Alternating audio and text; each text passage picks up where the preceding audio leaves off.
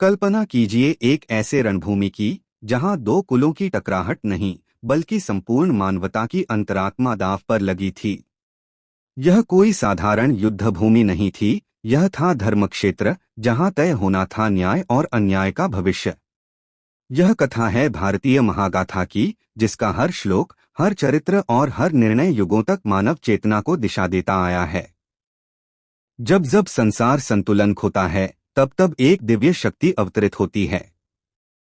हे पार्थ, जब अधर्म बढ़ता है, मैं फिर जन्म लेता हूँ, सज्जनों की रक्षा हेतु और दुष्टों के अंत के लिए। भावनाओं की गहराई और युद्ध की परिभाषा। यह सिर्फ तलवारों की खनक और रथों की गर्जना नहीं थी, यह थी आत्मा के भीतर उठती द्वंद्व की पुकार। महाभारत एक दर्पण है जिसमें दिखता है मानव मन का क्रोध, ममता, धर्म, निष्ठा और बलिदान।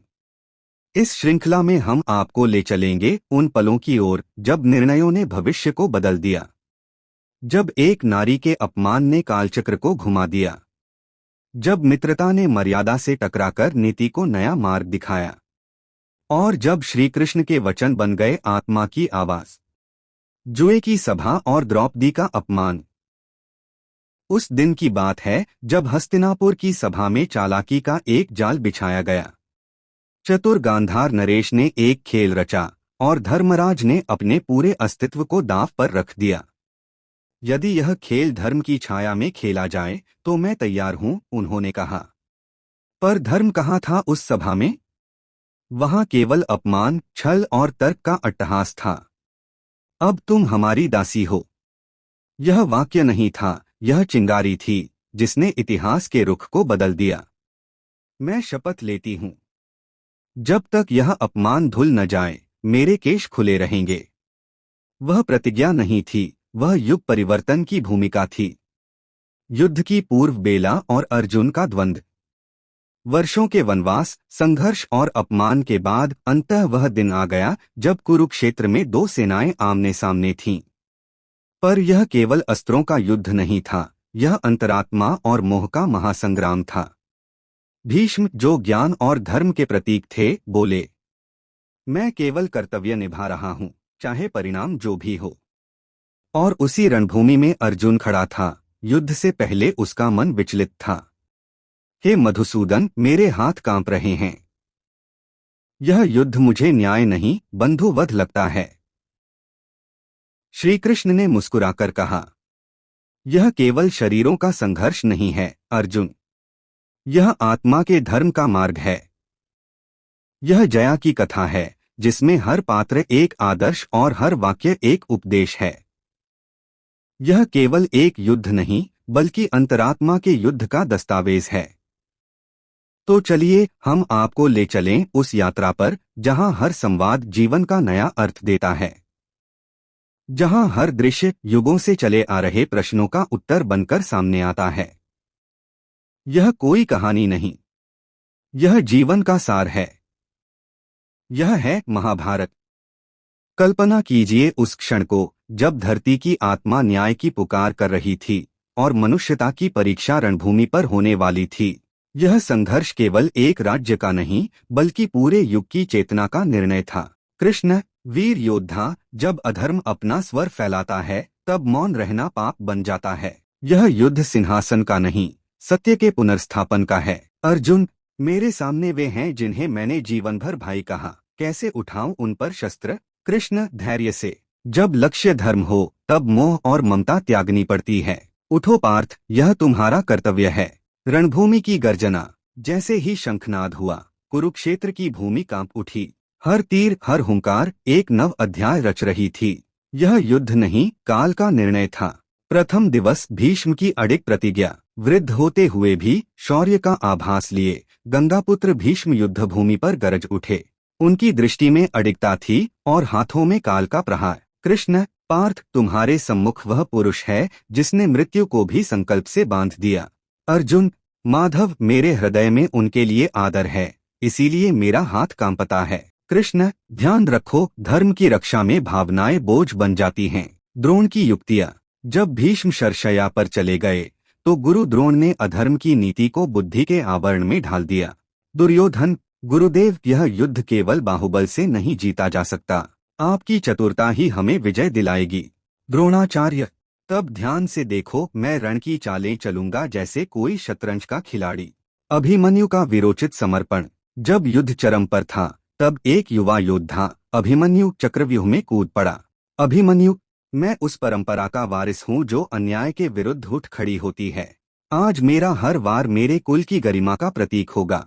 उसका बलिदान ऐसा था जिसने रणभूमि को रक्त से नहीं, भावना से भर दिया। कर्ण का प्रवेश, राधेय की गरिमा। अगले दिन सूर्यपुत्र कर्ण रणभूमि में उतरे। हर योद्धा उनकी आहट से कांप गया। कृष्ण मुस्कुराते हुए अर्जुन से, उसके बाणों ने तुम्हारा रथ हिलाया नहीं, बस परीक्षा ली है। ध्यान रखो अर्जुन, तुम्हारा रथ देवताओं की कृपा से चलता है और उसका हृदय केवल तप और त्याग से भरा है। कर्ण, अर्जुन, हम योद्धा हैं और यह संग्राम हमारे जीवन का सार है। आज मैं दिखाऊंगा कि सूर्य का पुत्र केवल तेजस्वी ही नहीं, अजय भी होता है।